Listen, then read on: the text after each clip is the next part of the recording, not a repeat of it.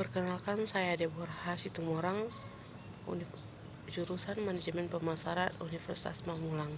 Di sini saya akan mempresentasikan tentang perilaku individu dalam organisasi. Pengertian perilaku organisasi menurut para ahli. Yang pertama, Jones tahun 1993. Perilaku organisasi adalah suatu istilah yang agak umum untuk menunjukkan sikap dan perilaku individu dan kelompok dalam organisasi yang berkenaan dalam studi sistematis tentang sikap dan perilaku, baik yang menyangkut pribadi maupun antar pribadi dalam konteks organisasi. Yang kedua, menurut Robbins SP tahun 1986. Perilaku organisasional adalah bidang studi yang menyelidiki pengaruh yang ditimbulkan oleh individu, kelompok, dan struktur terhadap perilaku manusia di dalam organisasi dengan tujuan menerapkan pengetahuan yang didapat untuk meningkatkan efektivitas organisasi. Yang kedua, tingkat analisis perilaku dalam organisasi. Ada 3 tingkat, yaitu di mana ada individu, kelompok, dan organisasi. Individu adalah masing-masing orang dalam organisasi memiliki sikap, kepribadian, nilai, dan pengalaman yang berbeda-beda yang mempengaruhi dalam perilaku. Yang kedua, tingkat kelompok. Perilaku anggota kelompok dipengaruhi oleh dinamika anggota kelompok, aturan dan nilai-nilai yang dianut oleh kelompok. Yang ketiga, tingkat organisasi. Kejadian-kejadian yang terjadi dalam konteks struktur organisasi dan posisi seseorang dalam organisasi membawa pengaruh pada setiap interaksi sosial dalam organisasi tersebut. Menganalisis perilaku organisasional dalam tingkat individu. 1. Organisasi merupakan kumpulan individu. Kedua, setiap individu memiliki kebutuhan, minat, persepsi, sikap, nilai kepribadian, dan berbagai hal lain yang berbeda. Ketiga, perbedaan tingkat individu mempengaruhi organisasi. 2. Menganalisis perilaku organisasional dalam tingkat kelompok, di mana kelompok bukanlah penjumlahan dari perilaku individu-individu di dalam organisasi. Kelompok memiliki norma, budaya, sikap, etika, dan hal lain yang tersendiri serta membentuk pola perilaku kelompok. Perbedaan di tingkat kelompok mempengaruhi organisasi. Menganalisis perilaku organisasional tingkat organisasi, di mana organisasi bukanlah penjumlahan dari perilaku individu dan kelompok. Sama seperti kelompok, organisasi juga memiliki norma, budaya, dan hal lain yang tersendiri untuk membentuk pola perilaku organisasi. Tujuan memahami perilaku organisasi menurut ahli, yaitu Nimran tahun 1996, di mana ada prediksi. Kemampuan memprediksi perilaku orang lain memberikan kesempatan untuk membangun komunikasi yang baik, efektif, dan efisien sehingga mampu berpikir, bersikap, dan bertindak tepat dalam berkomunikasi. Yang kedua, eksplanasi, menjelaskan berbagai peristiwa yang terjadi dalam organisasi. Yang ketiga, pengendalian, kemampuan prediksi dan eksplanasi akan membantu pemimpin dalam menjalankan peran mengendalikan individu, kelompok, bahkan organisasi dalam mencapai tujuan tersebut. Aspek manusia dalam organisasi, di mana memahami perilaku individu dan membantu dalam memahami perilaku organisasi karena pada dasarnya manusia itu homo homini socius. Manusia tidak lepas dari organisasi. Manusia merupakan komponen vital dalam keberadaan dan dinamika sebuah organisasi. Memahami perilaku manusia membutuhkan kerjasama berbagai disiplin keilmuan. Asumsi dasar untuk memahami manusia menurut Kate Davis dan John Newstrom tahun 1993, di mana ada 1. Perbedaan individu, orang seutuhnya, perilaku termotivasi, martabat atau nilai manusia. Perbedaan individu. Perbedaan perilaku individual dapat disebabkan oleh sejumlah faktor penting, yaitu persepsi, sikap, kepribadian, dan belajar. 4 asumsi yang penting menurut Gibson dan kawan-kawan tahun 1982 dan tahun 1989 tentang perilaku individu, di mana yaitu 1. Perilaku timbul karena adanya stimulus atau penyebab. Perilaku diarahkan kepada tujuan. Ketiga, perilaku yang terarah pada tujuan dapat terganggu oleh frustasi, konflik, dan kecemasan. Yang keempat, perilaku timbul karena adanya motivasi. Perilaku termotivasi menurut Chambers dan kawan-kawan tahun 1970.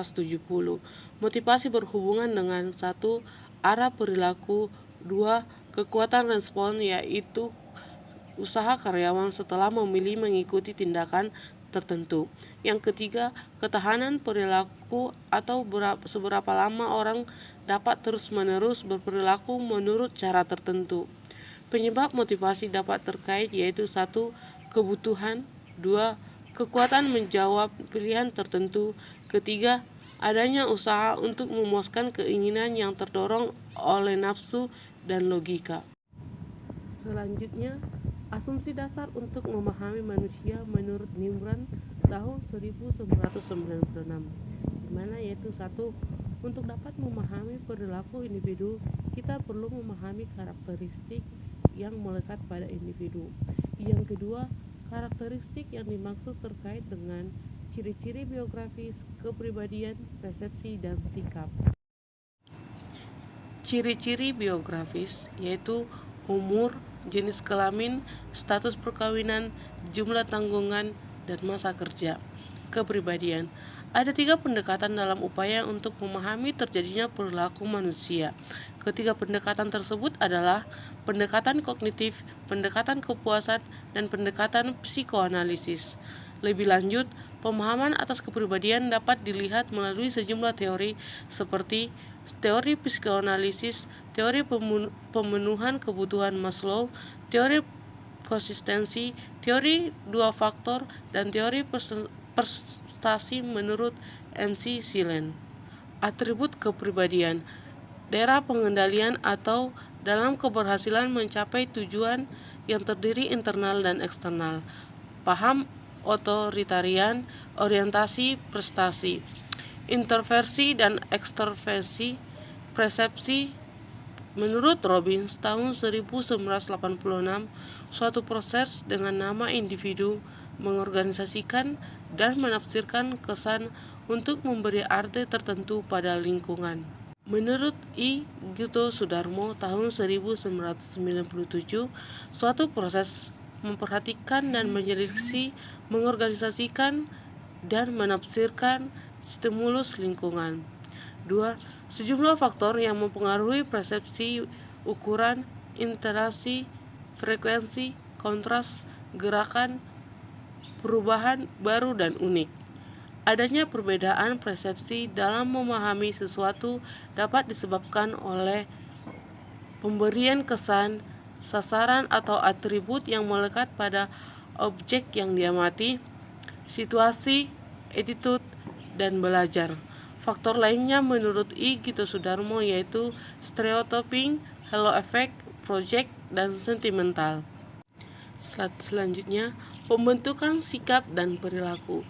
Sebagaimana telah disampaikan sebelumnya, ada 3 pendekatan yang dapat diaplikasi dalam menelaah proses pembentukan sikap perilaku, yaitu 1. Pendekatan kognitif, sebagaimana yang dibahas oleh Littlejohn tahun 1992 yang menganalisis mengenai stimulus dan respon. Yang kedua, pendekatan kepuasan. Pendekatan ini memfokuskan perhatian pada faktor-faktor pada diri seseorang yang menguatkan, mengarahkan, mendukung, dan menghentikan perilakunya. Ada sejumlah teori yang terkait dalam pendekatan ini, yaitu teori hierarki, kebutuhan, teori 2 faktor, dan teori prestasi. Pendekatan psikoanalisis yang mengaitkan kita dengan pemikiran Sigmund Freud terkait dengan ID, ego, dan superego. Kepribadian. Kepribadian merupakan suatu keseluruhan yang terorganisasi. Kepribadian terlihat terorganisasi dalam pola-pola yang hingga tingkat tertentu dapat diobservasi dan diukur. Walaupun kepribadian memiliki landasan biologikal, pengembangan spesifiknya merupakan suatu produk dari lingkungan sosial dan kultural. Kepemimpinan memiliki aspek-aspek superficial. Kepribadian mencakup ciri-ciri umum maupun ciri-ciri unik. Kepribadian seseorang individu merupakan suatu kelompok ciri-ciri yang relatif stabil, tendensi-tendensi, dan temperamen yang sangat dipengaruhi oleh faktor-faktor sosial, kultural, dan lingkungan. 3 pendekatan teoretikal dalam memahami kepribadian. 1. Pendekatan sifat. 2. Pendekatan psikodinamik. 3. Pendekatan humanistik. 1. Yang terakhir, modifikasi perilaku. Perilaku individu dapat dimodifikasi. Langkah modifikasi yang dapat dikembangkan yaitu dengan cara 1. Incidence, yaitu apa yang melatar belakangi perilaku individu. Yang kedua, behavior, yaitu apa yang individu lakukan atau katakan. Yang ketiga, consequence, yaitu apa yang terjadi setelah tindakan tersebut. Sekian presentasi saya ucapkan terima kasih.